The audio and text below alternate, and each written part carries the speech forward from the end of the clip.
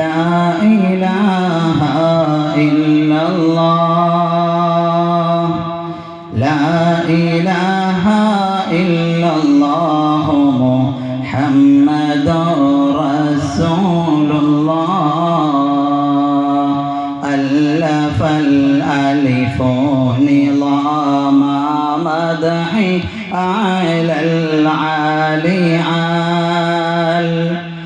أول السطور بسم الله بدع القال قال لا إله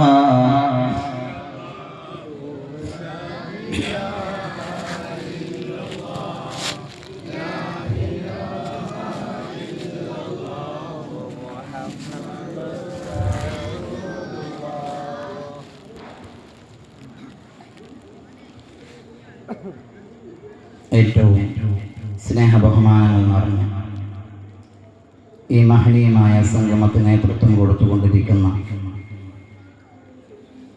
ഈ മദ്രസയിലെ ഉസ്താദുമാർ,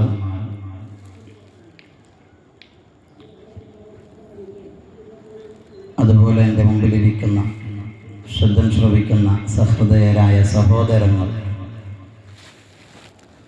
ഈ മദ്രസയുടെ കമ്മിറ്റി ഭാരവാഹികൾ, സഹോദരിമാർ, ചെറിയ മക്കളടക്കം അല്ലാഹു സുബ്ഹാനഹു വ തആല നമ്മുടെ ഈ മജ്ലിസിനെ പൂർണ്ണമായും അല്ലാഹു ഖബൂൽ ചെയ്യട്ടെ. അസ്ഹാബുൽ ബദറിൻ്റെ പേര് പറഞ്ഞ മജ്ലിസിലാണ് നാം ഇരിക്കുന്നത്.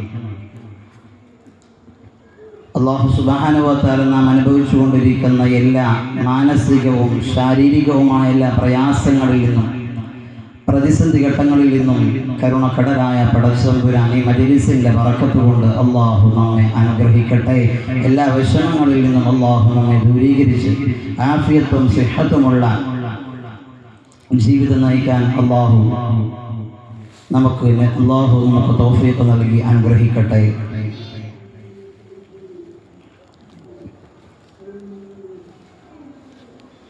പ്രിയമുള്ളവരെ, ആമുഖങ്ങളൊന്നും നീട്ടിക്കൊണ്ടു പോവാതെ എൻ്റെ വിഷയത്തിലേക്ക് ഞാൻ കടക്കുകയാണ്. എനിക്കിവിടെ നൽകിയിട്ടുള്ളത് വെറും അരമണിക്കൂറാണ്.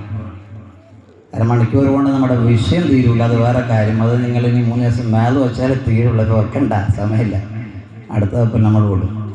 അപ്പോൾ ഏതായാലും അൽഹംദുലില്ലാഹ് ഇതിൻ്റെ ചെറിയൊരു ഭാഗം അരമണിക്കൂറിൻ്റെ ഉള്ളിലായിട്ട് വേറെ പറയാം. ഒരു ഭാഗത്ത് വേറെ നടക്കുകയാണ്.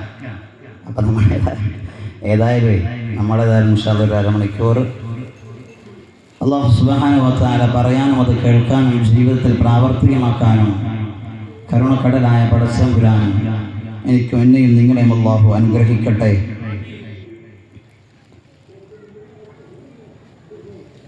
പ്രിയമുള്ള സഹോദരങ്ങളെ, സഹോദരിമാരെ, ഇവിടെ തിരഞ്ഞെടുക്കപ്പെട്ട വിഷയം വിജയത്തിലേക്കുള്ള മാർഗം എന്താണ്? വിശ്വാസികൾ അന്വേഷിച്ചു കൊണ്ടിരിക്കുകയാണ്, എവിടെയാണ് രക്ഷയുടെ കവാടം, എവിടെയാണ് രക്ഷ എന്ന് തേടിക്കൊണ്ട് നടക്കുന്ന ഒരുപാട് വിശ്വാസികൾ നമുക്ക് കാണാനും നമ്മളുമായി ഇടപഴകാനും നമുക്ക് സാധിച്ചിട്ടുണ്ട്. എവിടെയാണ്, എങ്ങനെയാണ് ഉസ്താദേ ഒന്ന് രക്ഷപ്പെടുക, അള്ളാഹുവിൻ്റെ മുമ്പേ എങ്ങനെയാണ് നമ്മളൊന്ന് രക്ഷപ്പെടുക എന്ന് ചോദിക്കുന്ന എത്രയോ യുവാക്കൾ നമുക്ക് മുമ്പിലുണ്ട്. എന്നാൽ എൻ്റെ പ്രിയമുള്ളവരെ, ഇന്ന് വിജയത്തിലേക്കുള്ള പാതയിൽ നമ്മൾ ചർച്ച ചെയ്യുമ്പോൾ നമ്മൾ സൃഷ്ടിച്ച് പരിപാലിക്കുന്ന സൃഷ്ടാവായ റബ്ബിനെ അറിയേണ്ടതുണ്ട്. എൻ്റെ പ്രിയമുള്ളവരെ, എനിക്കും നിങ്ങൾക്കും അങ്ങനെ ഒരു യജമാനനായ റബ്ബ് ഇല്ല എന്ന് പറയുന്നവരും ഇന്നുണ്ട്, ഇല്ലേ? അതിനാണ് ഈശ്വരവാദം എന്ന് പറയാൻ. അങ്ങനെയുള്ളവരുമുണ്ട്. അല്ലാഹു നമ്മെല്ലാം കാത്തുരക്ഷിക്കട്ടെ. നമ്മുടെ ഈമാനിൽ ഒരാളെങ്കിലും മടിയറവെക്കാതെ അചഞ്ചലമായ ഈമാനിലായി ജീവിച്ച് ഈമാൻ മുത്തുമിട്ട് മരിക്കുന്ന മഹാഭാഗ്യവാന്മാർ അല്ലാഹു എന്നെയും നിങ്ങളെ ഉൾപ്പെടുത്തി അനുഗ്രഹിക്കട്ടെ. 4 രീതിയിലാണ് അല്ലാഹു മനുഷ്യരെ പടച്ചു വച്ചിരിക്കുന്നത്. ഒരു വിഭാഗം മുസ്ലിമായി ജനിക്കുന്നു, മുസ്ലിമായി മരിക്കുന്നു. രണ്ടാമത്തത് മുസ്ലിമായി ജനിക്കുന്നു, കാഫിറായി ചത്തുപോവുകയാണ്. 3 കാഫിറായി ജനിക്കുന്നു, കാഫിറായി ചത്തുപോകുന്നു. 4 കാഫിറായി ജനിക്കുന്നു, മുസ്ലിമായി മരിച്ചു പോകുന്നു. ഇതിലേതിലാണ് നമ്മൾ പെടേണ്ടത്? അതിനെ ഞാൻ ആദ്യം ഓതി വെച്ച് ഖുർആനായത് വലാ തമൂതുന്ന ഇല്ലാ വഅൻതും മുസ്ലിമൂൻ, നിങ്ങൾ മുസ്ലിമീങ്ങളായിട്ടല്ലാതെ മരിക്കരുതെന്ന ഖുർആൻ്റെ ആയത്. അപ്പോൾ നിങ്ങൾ ചോദിക്കും, ഞങ്ങളൊക്കെ പിന്നെ മുസ്ലിം അല്ലാതെ പിന്നെ ആരാ? ഞങ്ങളൊക്കെ പേരൊക്കെ മുഹമ്മദും ഷെയ്ഖ് അബ്ദുൽ ഖാദറൊക്കെയാണ് പേര്, പിന്നെ ഞങ്ങളല്ലേ മുസ്ലിം, പിന്നെ ആരാ? ഒരു പക്ഷേ നിങ്ങൾക്ക് സംശയം ഉണ്ടാവാം. ആ സംശയങ്ങളൊക്കെ നമ്മൾ തീർക്കണം. ആരാണ് മുസ്ലിം?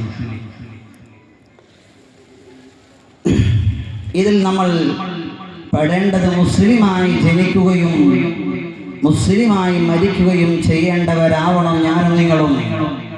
ഖുർആനിൽ വെറുതെ അല്ലാഹു ആഹ്വാനം നൽകിയിരിക്കുന്നത് വലാ തമൂതുന്ന ഇല്ലാ വഅൻതും മുസ്ലിമൂൻ, നിങ്ങൾ മുസ്ലിമീങ്ങളായിട്ടല്ലാതെ നിങ്ങൾ മരിക്കരുത് എന്ന് അല്ലാഹുവിന്റെ വിശുദ്ധമായ ഖുർആൻ നമ്മളെ ഓർമ്മപ്പെടുത്തുമ്പോൾ, വിശ്വാസികളായി ഈ മജ്ലിസിലേക്ക്, സ്വഹാബുൽ ബദർ പറയുന്ന ഈ മജ്ലിസിലേക്ക് ബദരിയ സംഘത്തിന്റെ ഈ പ്രവർത്തകർ തയ്യാർ ചെയ്തു വെച്ചിരിക്കുന്ന ഈ മനോഹരമായ മജ്ലിസിലേക്ക് ഓടി വന്നിരിക്കുന്ന എൻ്റെ വിശ്വാസികളും വിശ്വാസിനികളും കേൾക്കേണ്ടത്, എൻ്റെ പ്രിയമുള്ളവരെ, അല്ലാഹു സുബ്ഹാനഹു വ തആല ഈ ഭൗതികമായ ലോകത്ത് എനിക്കും നിങ്ങൾക്കും നൽകിയിരിക്കുന്നത് വെറും 2 സുജൂദിന്റെ ഇടയിലുള്ള ഇരുത്തത്തിന്റെ സമയം മാത്രമാണ്. ഈ ഭൗതികമായ ജീവിതത്തിൽ ഞാനും നിങ്ങളും ജീവിക്കാനുള്ള അല്ലാഹു നൽകിയിരിക്കുന്ന സമയം. ഈ സമയത്തിൽ ഞാനും നിങ്ങളും നേടിയെടുക്കേണ്ടത് 7 കാര്യങ്ങൾ നമ്മൾ റബ്ബിനോട് ചോദിച്ചു വാങ്ങണം. 2 സുജൂദിന്റെ ഇടയിൽ ഇരിക്കുമ്പോൾ എൻ്റെ പ്രിയമുള്ളവരെ, ഞാനും നിങ്ങളും പറയുന്ന കാര്യങ്ങളുണ്ട്. എന്താ? റബ്ബി ഗഫിർലി വർഹംനി വജ്ബുർനി വർഫഅനി വർസുഖ്നി വഹ്ദിനി വആഫിനി. ഇത്രയേ സമയം ഇവിടെ ജീവിക്കാനുള്ള സമയമുള്ളൂ. മഹാന്മാർ വ്യക്തമായി പറയുന്നുണ്ട്. നമ്മൾ വിചാരിച്ചു ഒരുപാട് കാലം എനിക്ക് ജീവിക്കാൻ ഇനിയും ആഫിയത്തും ആരോഗ്യവും ഉണ്ടല്ലോ എന്ന് വിചാരിച്ച് ആഗ്രഹത്തോടുകൂടി ഇരിക്കുന്നവരാണ്. എന്നാൽ മഹാന്മാര് പറയുന്നു, 2 സുജൂദിന്റെ ഇടയിലുള്ള ഇരുത്തത്തിൽ കരുണക്കടലായ റബ്ബിനോട്, എൻ്റെ പ്രിയമുള്ള വിശ്വാസികളോട് ഞാൻ പറയട്ടെ, അല്ലാഹുവിനോട് ചോദിച്ചു വാങ്ങേണ്ട 7 കാര്യങ്ങളാണ്. റബ്ബി ഗഫിർലി, അല്ലാഹുവേ എനിക്ക് പുറത്ത് തരണേ അല്ലാ.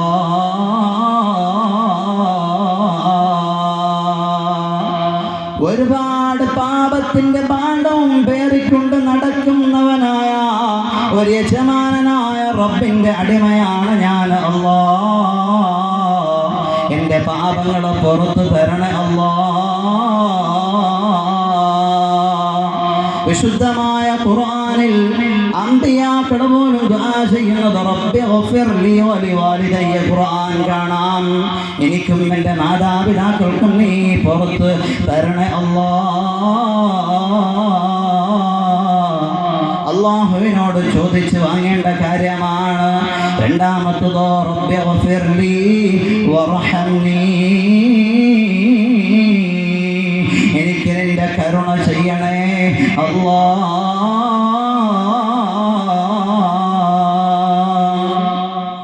നിന്റെ റഹ്മത്തില്ല എങ്കിൽ ഈ ദുനിയാവിൽ എനിക്ക് ജീവിക്കാൻ എനിക്ക് സാധിക്കുമോ? എത്രയോ തെറ്റുകൾ ചെയ്യുന്നവരാണ്, എത്രയോ ജീവിതത്തിന്റെ കാര്യങ്ങൾ ആവശ്യങ്ങൾക്ക് വേണ്ടി ഈ ദുനിയാവിൻ്റെ തൊലിക്ക് പുറത്തുകൂടെ ഓടുന്നവരല്ലേ ഞാനും നിങ്ങളും. എന്നാൽ റബ്ബിന്റെ കരുണ ഇല്ല എങ്കിൽ എൻ്റെ പ്രിയമുള്ളവരെ, എനിക്കും നിങ്ങൾക്കും ഇവിടെ ജീവിക്കാൻ സാധിക്കുമോ? എൻ്റെ പ്രിയമുള്ളവരെ, അല്ലാഹുവിൻ്റെ റഹ്മത്ത് ചോദിച്ചു വാങ്ങണം. എത്രയോ തെറ്റുകളാണ് നമ്മൾ, പാപങ്ങളാണ് നമ്മൾ ചെയ്തു കൂട്ടുന്നത്. എത്ര ഹറാം കൊണ്ട് രസിക്കുന്നവരാണ് എൻ്റെ പ്രിയപ്പെട്ട ചെറുപ്പക്കാരാ. എൻ്റെ യുവാക്കളോട് ഞാൻ പറയുകയാ, യുവതികളോട് ഞാൻ പറയട്ടെ, എത്ര ഹറാം കണ്ടാണ് ഞാൻ നിങ്ങളും കിടന്നുറങ്ങുന്നത്. എത്ര ഹറാമ കേൾക്കുന്നവരാണ് എൻ്റെ പ്രിയപ്പെട്ടവരെ. എന്നിട്ടോ നിന്റെ 2 കണ്ണുകൊണ്ട് നീ ഹറാമ് കണ്ടിട്ട് അള്ളാഹുവിന്റെ കണ്ണിന്റെ കാഴ്ച അള്ളാഹു എടുത്തു കളഞ്ഞിട്ടുണ്ടോ? 2 കാതുകൊണ്ട് നീ ഹറാമ് കേട്ടിട്ട് നിന്റെ കാതുകൾക്ക്, നിന്റെ ശ്രവണപുടങ്ങൾക്ക് വല്ല കേടുകളോ വല്ല നുക്സാനുകളോ വല്ല വീഴ്ചകളും കരുണക്കടലായ റബ്ബ് വരുത്തിയിട്ടുണ്ടോ? നിനക്ക് ആഫിയത്ത് അല്ലാഹു തന്നില്ലേ, ആരോഗ്യം തന്നില്ലേ? ഇത് റബ്ബിന്റെ റഹ്മത്താണ്. അത് റബ്ബിനോട് നമ്മൾ ചോദിച്ചു വാങ്ങണം. എൻ്റെ പ്രിയമുള്ളവരെ, റബ്ബി ഗഫിർലി വർഹംനി വജ്ബുർനി. മൂന്നാമത്തെ കാര്യം വജ്ബുർനി, എൻ്റെ കാര്യങ്ങൾ നീ പരിഹരിച്ച് തരണേ അല്ലാഹ്. നമ്മൾക്കെല്ലാം നമ്മുടെ കാര്യങ്ങൾ, നമ്മുടെ വിഷമങ്ങൾ, നമ്മുടെ പ്രയാസങ്ങൾ ഇതെല്ലാം റബ്ബിലേക്ക് ഏറ്റു പറഞ്ഞുകൊണ്ട് വജ്ബുർനി, എൻ്റെ എല്ലാ കാര്യങ്ങളും നീ പരിഹരിച്ച് തരണയെന്ന് റബ്ബിനോട് നമ്മൾ ദുആ ചെയ്യുന്ന മൂന്നാമത്തെ കാര്യമാണ്. നാലാമത്തതോ റബ്ബി ഗഫിർലി വർഹംനി വജ്ബുർനി വർഫഅനി. എൻ്റെ കാര്യങ്ങൾ നീ ഉയർച്ചയിൽ എത്തിക്കണേ അല്ലാ, എന്നെ ഉന്നതിയിൽ എത്തിക്കണേ അല്ലാ. ഇത് റബ്ബിനോട് ഞാനും നിങ്ങളും ചോദിച്ചു വാങ്ങേണ്ട കാര്യമാണ്. നാലാമത്തത് വർഫഅനി വർസുഖ്നി. അഞ്ചാമത്തതോ അല്ലാഹുവിനോട് റിസ്ക് ചോദിച്ചു വാങ്ങണം. അല്ലാഹുവിനോട് ചോദിച്ച് അല്ലാഹു നമുക്ക് നൽകുന്നതെല്ലാം റിസ്ക്കാണ്. സമ്പത്ത് മാത്രമല്ല എൻ്റെ പ്രിയപ്പെട്ടവരെ, അതിൽ അള്ളാഹു നമുക്ക് നൽകുന്നതെല്ലാം അതാണ് റാസിഖ് എന്ന് പറഞ്ഞാൽ. അള്ളാഹു റാസിഖാണെന്ന് പറഞ്ഞാൽ സർവ്വതും അള്ളാഹു എനിക്കും നിങ്ങൾക്കും നൽകുന്നുണ്ടല്ലോ, അവനാണ് റാസിഖ്. അതുകൊണ്ട് വർസുഖ്നി, എനിക്ക് നീ റിസ്ക് നൽകണേ അല്ലാഹ് എന്ന റബ്ബിനോട് നമ്മൾ ചോദിച്ചു വാങ്ങണം. എൻ്റെ പ്രിയമുള്ളവരെ, വഹ്ദിനി. ആറാമത്തത് വഹ്ദിനി, എന്നെ നീ ഹിദായത്തിൽ ചേർക്കണം അല്ലാഹ്. വആഫിനി. ഏഴാമത്തത് ആഫിയത്താണ്. ശരീരത്തിന് ആഫിയത്ത് വേണം. ഒരുപാട് കാലം ജീവിച്ചതിൽ അർത്ഥമില്ല. പിന്നെയോ ആ ശരീരത്തിന് അള്ളാഹു ആഫിയത്ത് നൽകിയിട്ടില്ല എങ്കിൽ ഒരുപാട് കാലം ആയുസ് ലഭിച്ചതിൽ നമുക്കത് കാര്യമില്ല. ആഫിയത്തോടുകൂടെയുള്ള ദീർഘായുസ്സിന് വേണ്ടിയാണ് ഞാനും നിങ്ങളും എപ്പോഴും റബ്ബിനോട് ദുആ ചെയ്യേണ്ടത്. ഒരു വിശ്വാസിയെ സംബന്ധിച്ചിടത്തോളം അവൻ രാവിലെ ഉണരുമ്പോൾ ആദ്യമായി റബ്ബിനോട് ദുആ ചെയ്യുന്നത് അല്ലാഹുമ്മ ഹ്ദിനി ഫീമൻ ഹദൈത.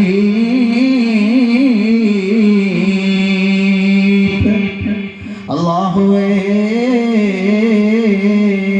നീ ഹിദായത്തിൽ ചേർത്തിയതായ ഒരു വിഭാഗം ആളുകളുണ്ടല്ലോ, ഒരു വിഭാഗം ജനങ്ങളുണ്ടല്ലോ, അവരുടെ കൂട്ടത്തിൽ ഈ പാപിയായ ഈ സാധുവായ എന്നെയും നീ ചേർക്കണേ അല്ലാഹ്. റബ്ബിനോട് ദുആ ചെയ്യണം എപ്പോഴും. എൻ്റെ പ്രിയമുള്ളവരെ, അല്ലാഹു എനിക്കും നിങ്ങൾക്കും നൽകിയിട്ടുള്ള ഈമാൻ ഉണ്ടല്ലോ, അത് ആരുടെ മുമ്പിലും പണയം വെക്കാനുള്ളതല്ല. ഒരു പ്രതിസന്ധി ഘട്ടങ്ങളിലും ആ ഈമാന് കോട്ടം വരാതെ അല്ലാഹു എനിക്കും നിങ്ങൾക്കും നൽകിയിരിക്കുന്ന ഈമാൻ ഉണ്ടല്ലോ, അത് റബ്ബിന്റെ സമക്ഷത്തിലേക്ക് കടന്നു ചെല്ലുമ്പോ പത്തരമാറ്റത്തെ ഈമാനിന്റെ പവറുള്ള റൂഹായിട്ട് 4ാമത്തെ മാസം ഉമ്മാന്റെ ഉദരത്തിനകത്ത് വെച്ച് കരുണക്കടലായ റബ്ബ് എനിക്കും നിങ്ങൾക്കും നൽകിയിരിക്കുന്ന റൂഹുണ്ടല്ലോ, അത് അല്ലാഹു തിരിച്ചെടുക്കുന്ന ഒരു സമയം വരുന്നുണ്ട് പോലെ. ആ സമയത്തില് പത്തരമാറ്റത്തെ ഈമാനിന്റെ പവറുള്ള റൂഹായിട്ട് ആ റൂഹ് തിരിച്ചു കൊടുക്കാം. എൻ്റെ പ്രിയമുള്ളവരെ, നമുക്ക് സാധിക്കണം കേട്ടോ. നമ്മുടെ ഈമാനിന് ഒരു കോട്ടം വരാതെ അചഞ്ചലമായ ഈമാനിലൂടെ ജീവിക്കാൻ ഇന്ന് നമ്മുടെ ചെറുപ്പക്കാരെല്ലാം വൈവേശു പോകുന്ന കാലഘട്ടത്തിലാണ്. നമ്മുടെ ഈമാൻ നമ്മൾ ശ്രദ്ധിച്ചിട്ടില്ല എങ്കിൽ അല്ലാഹുവിനോട് 5 നേരം ദുആ ചെയ്തുകൊണ്ട് നിസ്കരിച്ചുകൊണ്ട് നമ്മൾ ദുആ ചെയ്യേണ്ട ദുആ വിശുദ്ധമായ ഖുർആൻ നമ്മളെ പഠിപ്പിക്കുന്നുണ്ട്. 5 നേരവും റബ്ബിനോട് നമ്മൾ ദുആ ചെയ്യേണ്ടത് റബ്ബനാ ലാ തുസിഗ് ഖുലൂബനാ ബഅദ ഇദ് ഹദൈതനാ വഹബ് ലനാ മിൻ ലദുൻക റഹ്മതൻ ഇന്നക അൻതൽ വഹാബ്. എപ്പോഴും നമ്മൾ നിസ്കാരം കഴിഞ്ഞാൽ നിന്റെ നെഞ്ചത്ത് കൈ വെച്ചുകൊണ്ട് ഈ ദുആ എൻ്റെ പ്രിയപ്പെട്ടവരെ നമ്മൾ ദുആ ചെയ്യേണ്ടതുണ്ട്. അതല്ല എങ്കിൽ നമ്മുടെ ഈമാൻ മറ്റൊരുത്തൻ്റെ മുമ്പ് കൊണ്ടുപോയി പടയം വെക്കേണ്ടി വരും. എൻ്റെ ചെറുപ്പക്കാരാ, നമ്മളെ ഈമാനെ കളഞ്ഞു കുളിക്കാനുള്ളതല്ല. ബാപ്പയും ബാപ്പാന്റെ ബാപ്പയും വിശ്വസിച്ചു പോന്നിരുന്ന ഒരു ഇസ്ലാമിന്റെ ചൈതന്യം ഉണ്ടായിരുന്നു എൻ്റെ പ്രിയപ്പെട്ടവരെ. അതെല്ലാം ശിർക്കാണെന്ന് പറഞ്ഞുകൊണ്ട് ഇസ്ലാമിന്റെ ചിഹ്നത്തെ വഹിച്ചു മാറ്റാൻ വരുന്നവരായ ഇസ്ലാമിന്റെ എതിരിൽ പ്രവർത്തിക്കുന്ന ചെറുപ്പക്കാരുടെ കാലഘട്ടത്തിലാണ് എൻ്റെ പ്രിയപ്പെട്ടവരെ നമ്മൾ ജീവിച്ചു കൊണ്ടിരിക്കുന്നത്. തൊട്ടതും പിടിച്ചതുമെല്ലാം ശിർക്കാണെന്ന് പറഞ്ഞുകൊണ്ട് എന്തിനാടാ ഖുർആൻ ഓതുന്നത്, എന്തിനാണ് തബാറക ഓതുന്നത്, എന്തിനാണ് മയ്യത്ത് നമസ്കരിക്കുന്നത്, ഇതെല്ലാം നിന്റെ വാപ്പയുടെ ഖബറിലേക്ക് എത്തുമോ എന്ന് ചോദിക്കുന്ന ആൾ രൂപങ്ങളുടെ കാലഘട്ടത്തിലാണ് എൻ്റെ പ്രിയപ്പെട്ടവരെ ഞാനും നിങ്ങളും ജീവിച്ചു കൊണ്ടിരിക്കുന്നത്. അതുകൊണ്ട് എൻ്റെ പ്രിയപ്പെട്ട ചെറുപ്പക്കാരാ,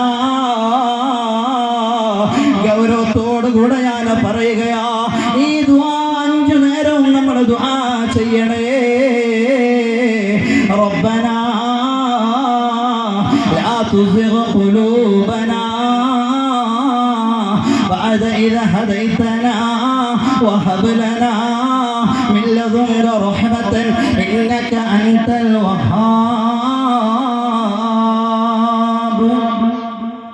5 നേരവും കരുണക്കടലായ റബ്ബിന്റെ മുമ്പേ നമസ്കാരം കഴിഞ്ഞ് അവിടെ ഇരിക്കുമ്പോൾ നമ്മൾ ദുആ ചെയ്യണം.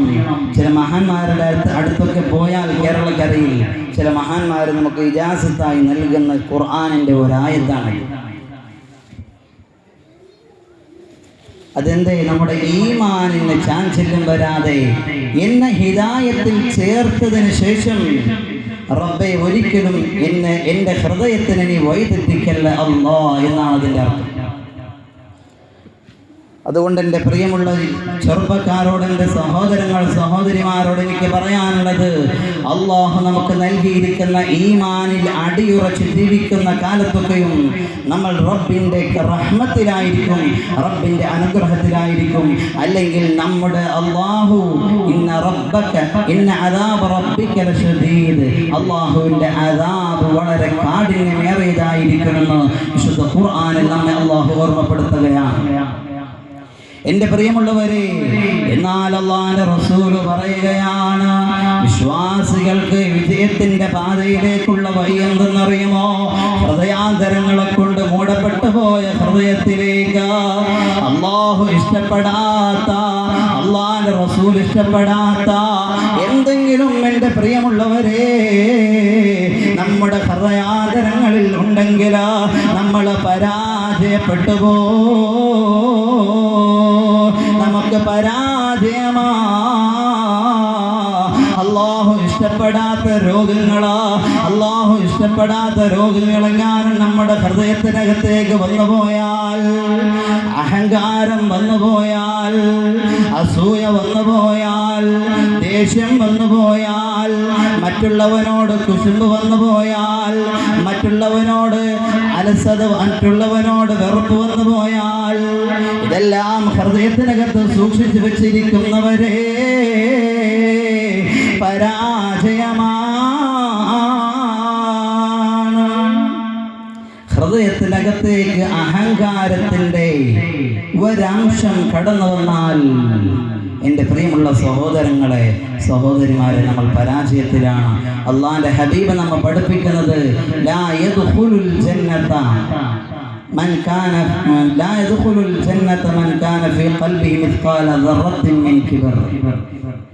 ഒരു അണുമണി തൂക്കമെങ്ങാനും ഹൃദയത്തിൽ അഹങ്കാരം വന്നുപോയാൽ എൻ്റെ പ്രിയമുള്ളവരെ അവന് സ്വർഗം നിഷിദ്ധമാണ് എന്ന് അള്ളാഹുവിൻ്റെ ഹബീബ് നബി മുഹമ്മദ് മുസ്തഫ.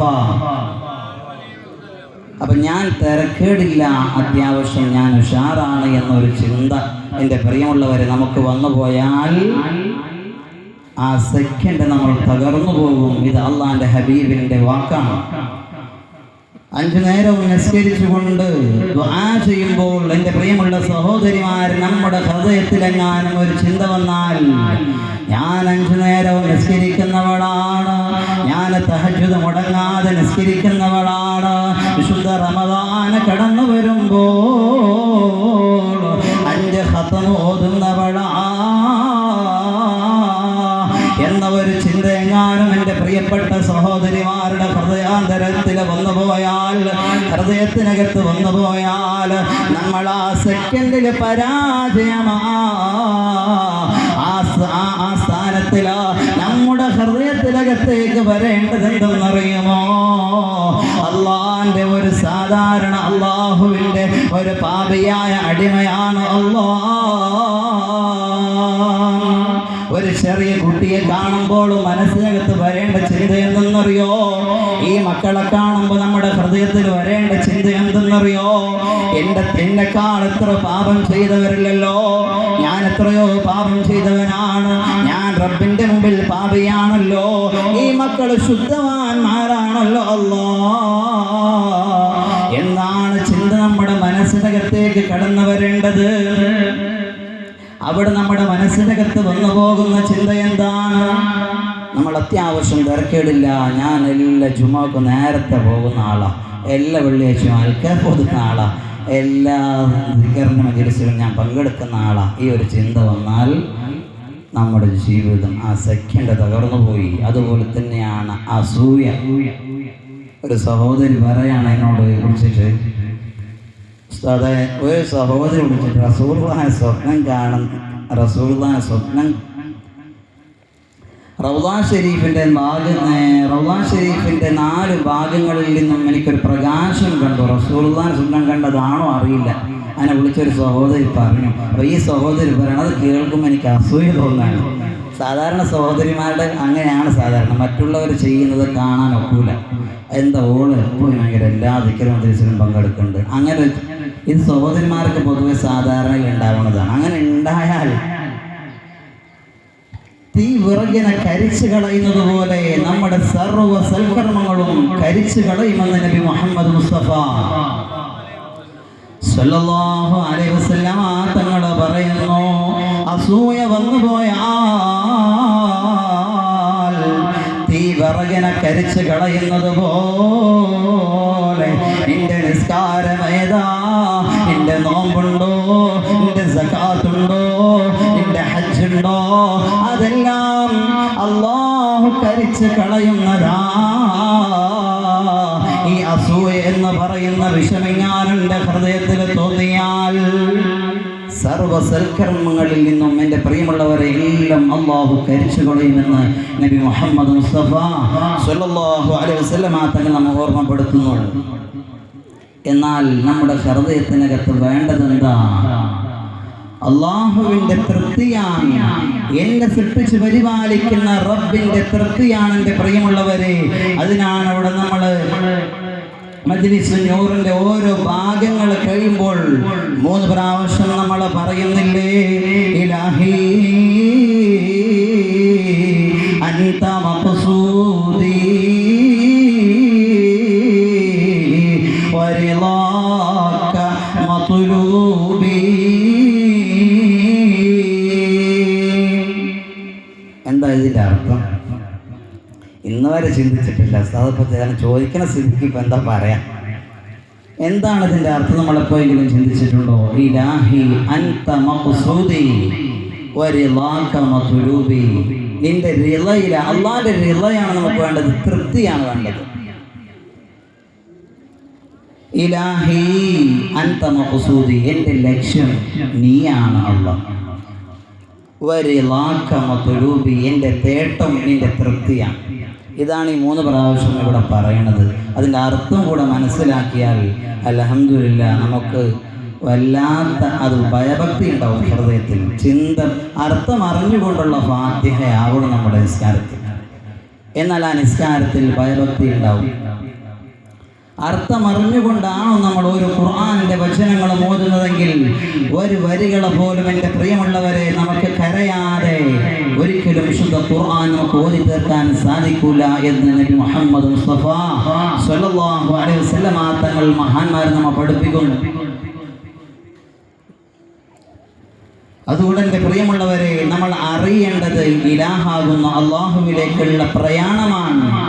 സൈറുൻ ഫില്ലാ, അല്ലാഹുവിലുള്ള സഞ്ചാരമാണ് ഇലല്ലാഹ്, സൈറുൻ ഇലല്ലാഹ്, അല്ലാഹുവിലേക്കുള്ള സഞ്ചാരമാണ്. എൻ്റെ പ്രിയമുള്ളവരെ, ഒരു വിശ്വാസിക്ക് വേണ്ടത് അവൻ്റെ യജമാനനായ റബ്ബിനെ അന്വേഷിച്ചുകൊണ്ട് ആ റബ്ബിലേക്കുള്ള പ്രയാണമാണ് വിശ്വാസിയുടെ തേട്ടം. അള്ളാഹിൻ്റെ തൃപ്തിയിലാവണം. റളീനാ ബില്ലാഹി റബ്ബ. നമ്മളെപ്പോഴും ഹദ്ദാദ് ചെല്ലുന്ന വാപ്പമാരൊക്കെ ഉണ്ട്, ഉമ്മമാരുടെ പതിവാക്കുന്നവർ നമ്മളെപ്പോഴും പറയുന്നതാണ് റളീനാ ബില്ലാഹി റബ്ബ വബിൽ ഇസ്ലാമി ദീനൻ വബി മുഹമ്മദിൻ നബിയ. ഇതൊക്കെ തൃപ്തിപ്പെടണം. എനിക്കൊരു റബ്ബുണ്ട്, അള്ളാഹു ഉണ്ടെന്ന് എല്ലാവർക്കും അറിയാം. ആർക്കവിടെ അറിയാത്തതുള്ളത്? പക്ഷെ ആ റബ്ബിന് തൃപ്തിപ്പെടാൻ, റളീനാ ബില്ലാഹി, അള്ളാഹുവിനെ കൊണ്ട് റബ്ബാണെന്ന് തൃപ്തിപ്പെടാൻ നമുക്ക് സാധിക്കണം. എൻ്റെ കാര്യങ്ങൾ എങ്ങനെയാണോ അള്ളാഹു നോക്കുന്നത് അതുപോലെ തന്നെയാണ്, എങ്ങനെയാണോ എനിക്ക് അനുഗ്രഹങ്ങൾ അള്ളാഹു വാരിക്കോരി തരുന്നത് എന്നെ നോക്കുന്ന അതുപോലെ തന്നെയാണ് നിങ്ങൾ മുമ്പിലിരിക്കുന്ന ഓരോരുത്തരെയും റബ്ബ് നിരീക്ഷിച്ചു കൊണ്ടിരിക്കുന്നത്, ഓരോ അനുഗ്രഹങ്ങളും ചെയ്തുകൊണ്ടിരിക്കുന്നത്. അതാണ് റബ്ബ് എന്ന് പറഞ്ഞാൽ. ഓരോരുത്തർക്കും എനിക്ക് ആവശ്യമുള്ള കാര്യങ്ങളെല്ലാം ഇലാഹാകുന്ന എൻ്റെ റബ്ബ് എനിക്ക് ചെയ്തു തന്നിട്ടുണ്ടല്ലോ, ചെയ്തു തരുന്നുണ്ട് എന്നുള്ള ബോധമാണ്, തൃപ്തിയാണ് നമുക്ക് വേണ്ടത്. അള്ളാഹുവിനെ കുറിച്ചിട്ടുള്ള വിചാരം നന്നായി മരിക്കണമെന്നാണ് അള്ളാഹിൻ്റെ ഹബീബ് നമ്മെ പഠിപ്പിക്കുന്നത്. എപ്പോഴും എൻ്റെ യജമാനനാകുന്ന റബ്ബിനെ കുറിച്ചിട്ടുള്ള ചിന്തയും ബോധവും നന്നായിരിക്കണം. നമ്മളെപ്പോഴും ആവലാതി പറയുന്നവരാണ്. അള്ളാഹു ഒരുപാട് കാലമായി ദുആ ചെയ്യുന്ന എൻ്റെ അള്ളാഹ് ഞങ്ങൾ ദുആ സ്വീകരിക്കാത്തത്, ഇത് സഹോദരിമാരുടെ ഒരു പരാതിയാണ്.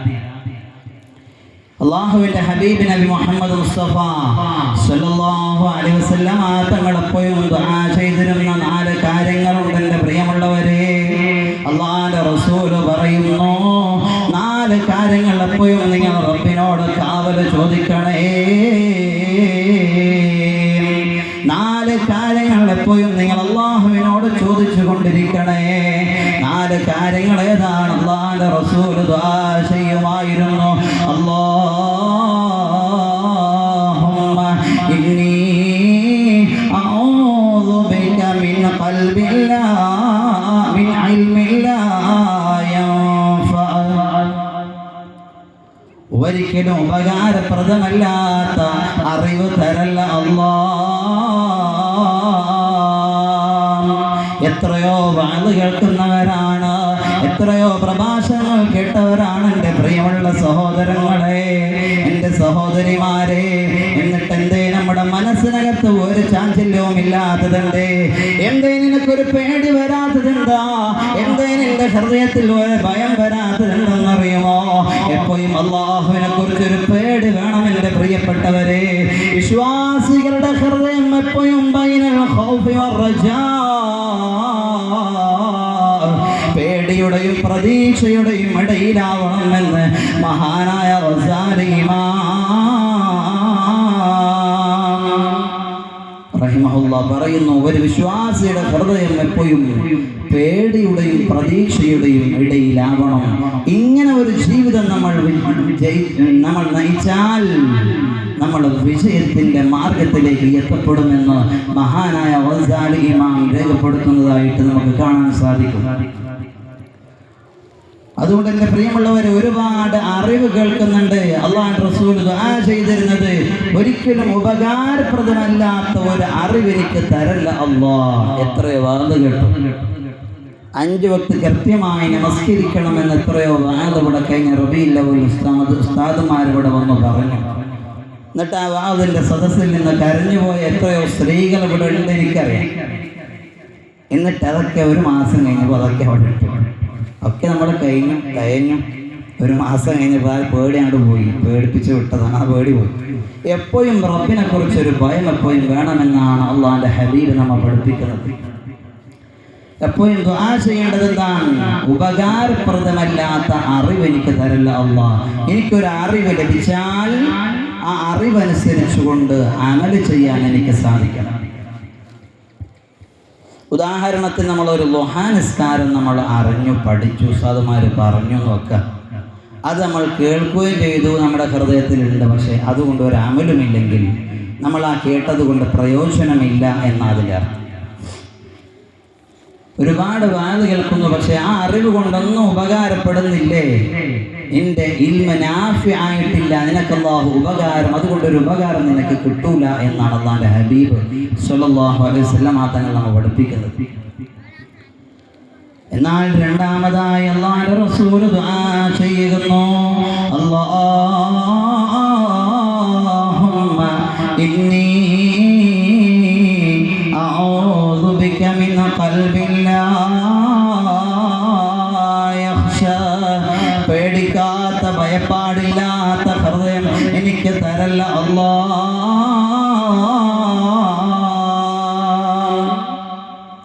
എപ്പോഴും നമുക്ക് ഹൃദയാന്തരത്തിൽ വേണ്ടതെന്നറിയോ?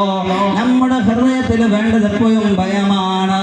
അല്ലാഹുവിന്റെ നാരകീയമായ അദാബിലേക്ക് എന്റെ കരുണക്കടലായ റബ്ബെന്നെ വലിച്ചെറിയുമോ എന്നുള്ള ഭയപ്പാടിലായിരിക്കണം. എന്റെ നിസ്കാരം അല്ലാഹു സ്വീകരിക്കുമോ, എന്റെ ഇബാദത്തുകൾ അല്ലാഹു സ്വീകരിക്കുമോ എന്നുള്ള പേടിയാ. ആ ഒരു ഭയപ്പാടോടുകൂടെയാണോ ഞാനും നിങ്ങളും ജീവിക്കുന്നതെങ്കിൽ നമ്മളെ രക്ഷപ്പെട്ടു മുസ്ലിമേ, നമ്മളെ രക്ഷപ്പെട്ടു മുഅ്മിനേ.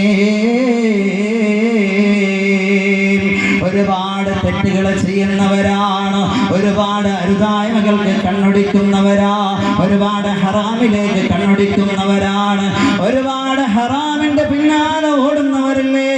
എന്നിട്ടെന്തേ നിനക്കൊരു പേടിയില്ലാത്തതെന്താ?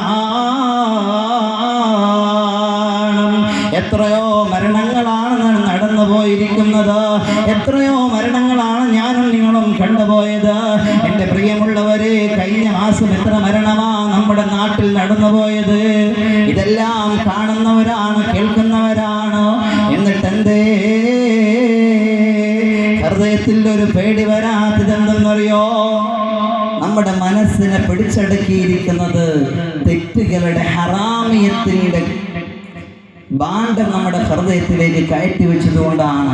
ഹൃദയത്തിലേക്ക് എന്തു ചെയ്താലും ഒരു ചലനമില്ല, ഒരു ബോധമില്ല.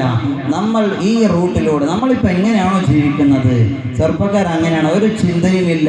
ഇങ്ങനെ ആ രീതിയിൽ നമ്മുടെ ജീവിതം ഇങ്ങനെ കൊണ്ടുപോവുകയാണ്. ഇതെങ്ങോട്ടാണ് ഈ പോകുന്നത്? ഒരു ലക്ഷ്യമില്ല.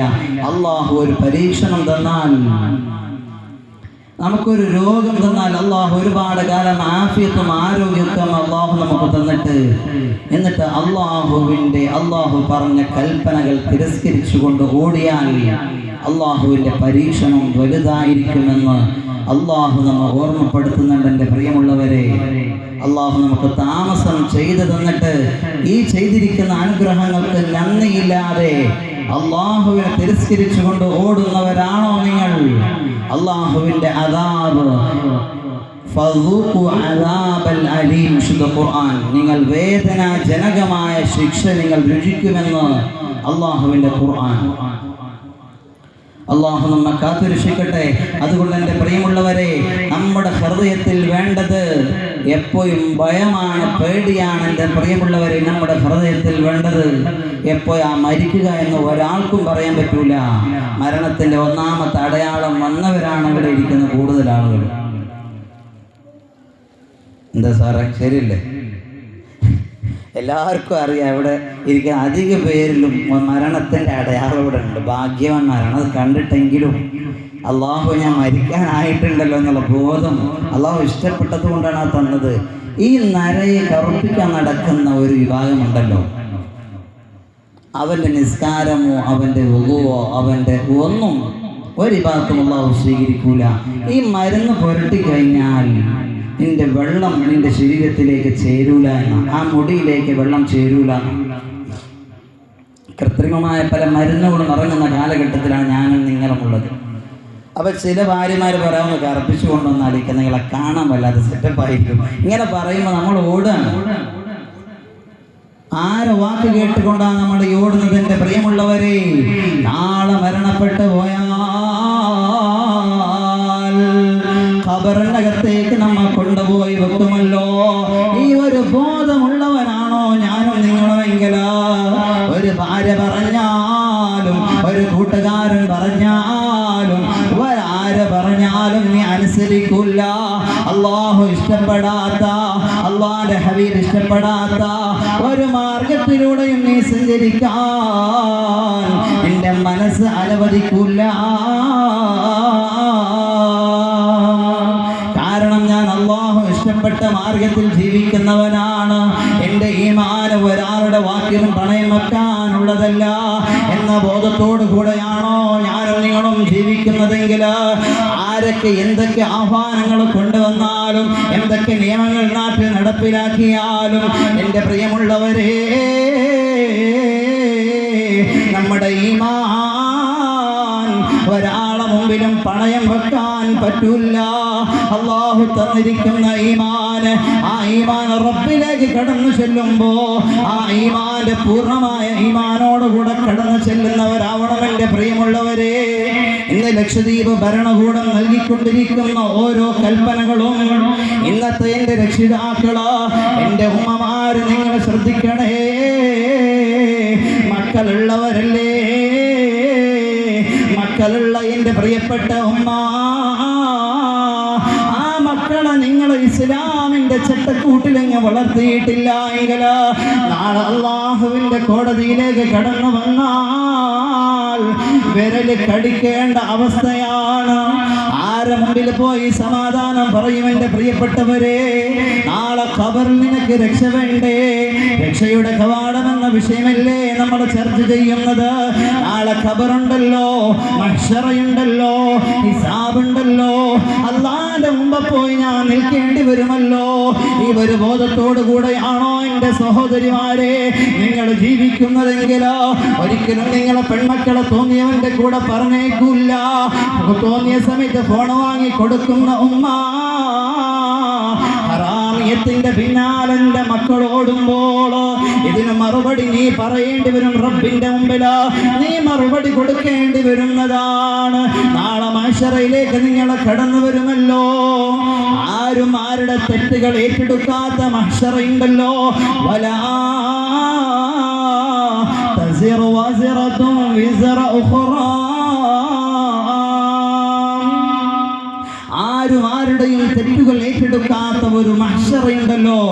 ആ മഹ്ശറയിലേക്ക് നിങ്ങൾ കടന്നു വരുമ്പോ എൻ്റെ പ്രിയപ്പെട്ട ഉമ്മമാര് പഠിച്ചോ, ഓരോരുത്തരുടെ അമലുകളും അല്ലാഹു വിചാരണ ചെയ്യപ്പെടുമ്പോൾ അതാ മഹാന്മാര് പറയുന്നു, അതാ മഹ്ശറയിലേക്ക് ഒരു ഉമ്മ ഓടി വരികയാണ്. വന്നുകൊണ്ട് പറയുന്നു, ഓനേ നീ ഒരുപാട് നിസ്കരിച്ചവനല്ലേ, എൻ്റെ ഒരു സുബ്ഹാനല്ലാഹ് എനിക്ക് തന്നാൽ എനിക്ക് സ്വർഗം ലഭിക്കുമല്ലോ, ഞാൻ രക്ഷപ്പെടുമല്ലോ എന്ന് പറയുമ്പോൾ നിങ്ങൾ വളർത്തിയിരിക്കുന്ന 10 മാസം ഗർഭം ധരിച്ച മക്കളുണ്ടല്ലോ, നിങ്ങൾ പാലൂട്ടി മുലകുടുത്തി വളർത്തിയ മക്കളുണ്ടല്ലോ, നിങ്ങളെ പെൺമക്കളും ആൺമക്കളുമായ മക്കളാ മഹ്ശറയിൽ നിന്ന് അല്ലാഹുവിൻ്റെ മുമ്പിൽ എന്തുകൊണ്ട് പറയുന്നു, എൻ്റെ ഒരു സുബ്ഹാനല്ലാഹ് തരാനുള്ള സ്ഥലമല്ല. നിങ്ങൾ മിണ്ടാതെ എൻ്റെ മുമ്പിൽ നിന്ന് ഇറങ്ങി പോകണമെന്ന് ആ മക്കള് പറയുന്ന മഹ്ശറയുണ്ടല്ലോ. ഉമ്മ നെട്ടോട്ടമോടുന്ന ഉമ്മമാരുണ്ടാകും. ഒരു സുബ്ഹാനല്ലാഹ് ചോദിക്കുമ്പോൾ ആ മക്കള് പറയുന്ന മറുപടിയാണ്, ഉമ്മ ഒരു സുബ്ഹാനല്ലാഹ് തരാനുള്ള സ്ഥലമല്ല, എനിക്ക് രക്ഷപ്പെടാനുള്ള സുബ്ഹാനല്ലാഹയാണ്, എനിക്ക് രക്ഷപ്പെടാനുള്ള അൽഹംദുലില്ലയാണ്. അതുകൊണ്ട് എൻ്റെ മുമ്പിൽ നിന്ന് നിങ്ങൾ കടന്നു പോകണമെന്ന് ഉമ്മാന്റെ മുഖത്ത് നോക്കിയിട്ട് മക്കള് പറയുന്ന രംഗമാണ്. നിങ്ങൾ എന്നെ 10 മാസം ഗർഭം ധരിച്ചവരാ, 2 വർഷം എന്നെ മുലയൂട്ടിയവരാണ്, എനിക്ക് വേണ്ടുന്ന കാര്യങ്ങളെല്ലാം ഈ ദുനിയാവിൽ എനിക്ക് ചെയ്തു തന്നതാണ്. പക്ഷേ ഉമ്മ ഇതിവിടെ പറയാനുള്ള സ്ഥലമല്ല എന്ന് പറഞ്ഞുകൊണ്ട് എൻ്റെ പ്രിയമുള്ളവരെ അതാ ഉമ്മാനെ ചവിട്ടിത്തേക്കുന്ന മഹ്ശറയാ. പേടിക്കണം ഉമ്മ. എന്തൊക്കെ എന്തൊക്കെ നിയമങ്ങൾ ഇവിടെ ലക്ഷദ്വീപിൽ കൊണ്ടുവന്നാലും അള്ളാഹു ഇഷ്ടപ്പെടാത്ത, അള്ളാഹുവിന്റെ റസൂൽ ഇഷ്ടപ്പെടാത്ത എന്തു നിയമങ്ങൾ കൊണ്ടുവന്നാലും ആ മക്കളെ നീ തലമറക്കാതെ സ്കൂളിലേക്ക് പറഞ്ഞു വിട്ട പാവാടയിട്ട് പറഞ്ഞേക്കുന്ന ഉമ്മമാരില്ലേ? എൻ്റെ പ്രിയപ്പെട്ടവരെ, നിങ്ങളോ പഠിച്ചോ, നാളെ റബ്ബിന്റെ മുമ്പിൽ നിങ്ങൾ മറുപടി പറയേണ്ടി വരുന്നതാണ്. ഈ മക്കളെ വളർത്തിയത് എങ്ങനെയാ? ഈ മക്കളെ ഇസ്ലാമിന്റെ മാർഗത്തിലേക്ക് പറഞ്ഞു വിടാത്ത ഉമ്മ നിങ്ങളെ ചവിട്ടിത്തേക്കുന്ന മഹ്ശറയാ. ഗൗരവത്തോടുകൂടെ ചിന്തിക്കണേ. അല്ലാഹുവിന്റെ ഹബീബ് നബി മുഹമ്മദ് മുസ്തഫ സല്ലല്ലാഹു അലൈഹി വസല്ലമ തങ്ങൾ പറയുകയാണ്, അതുകൊണ്ട് എൻ്റെ പ്രിയപ്പെട്ടവരെ, നമ്മുടെ മക്കളുടെ കൂട്ടുകാരൻ നന്നാവേണ്ടതുണ്ട്. വിഷയത്തിലേക്കുള്ള മാർഗത്തിലേക്ക് നമ്മൾ എത്തണോ, അതിൽ ആദ്യത്തെ സ്റ്റെപ്പ് നമ്മുടെ കൂട്ടുകാരൻ നന്നാവണമെന്നാണ്. നമ്മുടെ കൂട്ടുകാരൻ ശരിയായാൽ, നമ്മുടെ ചങ്ങാതി നന്നായാൽ നമ്മളും നന്നായി എന്നാണ്. ചങ്ങാതി നന്നായാൽ കണ്ണാടി വേണ്ടെന്നാ ചൊല്ലും. ചങ്ങാതി നന്നായാൽ നമ്മുടെ കൂട്ടുകാരൻ ഞാൻ നല്ലവനാണോ ചീത്തവനാണോ എന്ന് എന്നോട് ചോദിക്കേണ്ട ആവശ്യമില്ല. മഹാന്മാർ പറയുന്നു, അവൻ്റെ കൂട്ടുകാരൻ ആരാണ് എന്ന് നോക്കിയാൽ മതി. നമ്മൾ ആദ്യമായി ബീഡി വലിക്കാൻ നമ്മെ പഠിപ്പിച്ചത് ആരാ? ഉമ്മയാണോ? അല്ല. ബാപ്പയാണോ? മുറുക്കാൻ ഉമ്മാൻ്റെ അടുത്ത് പോയാൽ മതി, ബീഡി വലിക്കാൻ വാപ്പാൻ്റെ അടുത്ത് പോയാൽ മതി. ഇതെല്ലാവരും പഠിച്ചിരിക്കുന്നത് എവിടെന്നറിയോ? കൂട്ടുകാരിൽ നിന്നാണ്. ആദ്യമായി നിസ്കരിക്കാൻ പള്ളിയിലേക്ക് പോകുന്നുണ്ടെങ്കിലും അവൻ്റെ കൂട്ടുകാരനായിരിക്കും ഇതിന് കാരണം. കൂട്ടുകാരൻ നന്നായതുകൊണ്ട് ആ പള്ളിയിലേക്ക് പോയത്, അല്ലെങ്കിൽ അമ്പലത്തേക്ക് പോകും. ഇവിടെ അമ്പലം ഇല്ലാത്തതുകൊണ്ട് ഭാഗ്യം, അള്ളാഹു ആകട്ടെ. ഇനി കുറച്ച് അതും വരും. നമ്മുടെ നാടിൻ്റെ ഹൃദയഭാഗത്തിലേക്ക് ഇങ്ങനെ വരും, കുറച്ച് ഇങ്ങനെ വരും, പറയും ഇവിടെ അമ്പലവും കൂടെ വേണം, കുറച്ച് കൂടെ ആൾക്കാരുണ്ട് എന്ന് പറഞ്ഞിട്ട് അതും കൊണ്ടുവരും. അതുകൊണ്ടാണ് എൻ്റെ പ്രിയമുള്ളവർ, നമ്മുടെ ഈമാൻ ആരുടെ മുമ്പിലും നമ്മൾ പണയം പെടുത്തരുത്. അള്ളാഹുവിന്റെ റസൂൽ ദുആ ചെയ്തതാണ്, അല്ലാഹുമ്മ ഇന്നി അഊദു ബിക മിൻ ഖൽബിൻ ലാ യഖ്ശാ, ഭയപ്പെടാത്ത ഹൃദയം എനിക്ക് തരല്ല അല്ലാഹ്. മൂന്നാമതായി അള്ളാഹുവിന്റെ റസൂൽ ദുആ ചെയ്യുന്നു, അല്ലാഹുമ്മ ഇന്നി അഊദു ബിക മിൻ നഫ്സിൻ ലാ തശ്ബഅ, ഒരിക്കലും നിറയാത്ത ശരീരം എനിക്ക് തരല്ല അല്ലാഹ്. എത്ര കിട്ടിയാലും മതി വരാതെ ദുനിയാവിന്റെ പിന്നാലെ ഓടുന്നവരുണ്ടല്ലോ, അല്ലാഹുവിന്റെ റസൂൽ പറയുന്നു, ലാ യശ്ബഅനി, രണ്ട് വിഭാഗം ആളുകളുണ്ട്, അവരുടെ വയർ നിറയൂല, അവരുടെ വയർ നിറയൂല. എത്ര കിട്ടിയാലും അത് പോരാ എന്ന് പറഞ്ഞുകൊണ്ട്, അത് പോരാ എന്ന് പറഞ്ഞുകൊണ്ട് ദുനിയാവിന്റെ പിന്നാലെ ഓടുന്നവരാണ്. ഒന്നാമത്തെ വിഭാഗം ആരാ? ത്വാലിബു ദുനിയാ,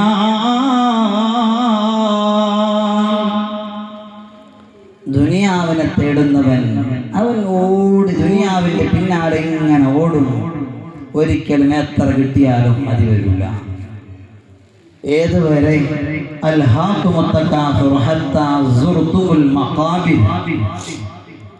ഖബർ സന്ദർശിക്കുന്നത് വരെ നിങ്ങളുടെ യുഗോട്ടം ഉണ്ടാകുമെന്ന് അല്ലാഹു പറഞ്ഞതാണ്. അപ്പൊ ദുനിയാവിന്റെ തേടുന്നവനാണെങ്കിൽ ഇവന് ഓടാനേ സമയം ഉണ്ടാവുള്ളൂ. പണിയെടുക്കുക, ജോലി ചെയ്യുക, അത് പണം എന്തിയാ ചെലവഴിക്കുക, പിന്നെയും പണി ചെയ്യുക, സമ്പത്ത് വാരിക്കൂട്ടുക, പിന്നെയും പണിയെടുക്കുക, ഇങ്ങനെ ജീവിക്കുക. ചിലർക്ക് സമയം നിസ്കരിക്കാൻ തന്നെ സമയമില്ലാത്ത എന്തുകൊണ്ടാണ്? രാവിലെ സുബഹിക്ക് പോകും മീൻ പിടിക്കാൻ, പിന്നെ വരുന്നത് ഉച്ചക്ക് അല്ലെങ്കിൽ രാത്രിയാണ്. പിന്നെ ഇതെല്ലാം കൂടിയിട്ട് അള്ളാഹിൻ്റെ മുമ്പ് കൊണ്ടുപോയിട്ട് ഇതെല്ലാം കൂടെ കൊട്ടും. എൻ്റെ നിസ്കാരം അള്ളാഹ്ക്ക് വേണ്ടോ? എൻ്റെ നിസ്കാര ഭാഗത്തും അള്ളാഹ്ക്ക് വേണ്ട. ഇത് നിസ്കരിക്കാൻ അള്ളാഹു നൽകിയിരിക്കുന്ന സമയത്തിൽ അള്ളാഹുവിൻ്റെ മുമ്പിൽ ഫിഖ്ഹിൽ നമുക്ക് ഇതിന് കാരണമായിട്ടുള്ളത് രണ്ട് കാര്യമുള്ളൂ. നിസ്കാരത്തിന് കാരണം പിന്തിപ്പിക്കാനുള്ള കാരണം രണ്ട് കാര്യമുള്ളൂ. ഒന്ന് ഉറക്കം. എങ്ങനത്തെ ഉറക്കം? നമ്മുടെ ഉറക്കമല്ല. ഞാനും നിങ്ങളും ബാങ്ക് കേൾക്കുമ്പോൾ ഒന്നും കൂടെ പൊതുപ്പെടുത്തി മുകളിൽ കൂടെ ഇടും. ആ ഉറക്കമല്ലേ പറഞ്ഞത്. ബോധമില്ലാതെ ഉറങ്ങിപ്പോയി ഒരാൾ രാവിലെ കിടന്നുറങ്ങിയിട്ട് മഗ്‌രിബിനാണ് ഈ നിൽക്കുന്നത്. അവൻ അറിഞ്ഞിട്ടില്ല, ബോധം ഇല്ലാതെ അങ്ങനെ ഉറങ്ങിപ്പോയി, ഉറക്കത്തിൽ പോയി ക്ഷണം കയറാൻ പോയി. അതൊരു കാരണമാണ്. രണ്ട് മറവി. ചിലരിപ്പോൾ ചെരുപ്പിട്ടിട്ടായിരിക്കും വന്നിട്ടുണ്ടാവുക. വീട്ടിലെത്തിപ്പോൾ ഓർമ്മ ഉണ്ടാവുള്ളൂ, അതിൻ്റെ ചെരുപ്പ് ഇട്ടിട്ടില്ലല്ലോ റബ്ബെ, ബദരി മദ്രസയിലാണല്ലോ എന്നുള്ള ഓർമ്മ. മറവി വന്നാൽ അങ്ങനെ ചിലതങ്ങനെ നല്ല മറവിയാണ്. അതാണ് അള്ളാഹുവിൻ്റെ ഹബീബ് പറഞ്ഞത്, രണ്ട് വിഭാഗം ജനങ്ങൾ.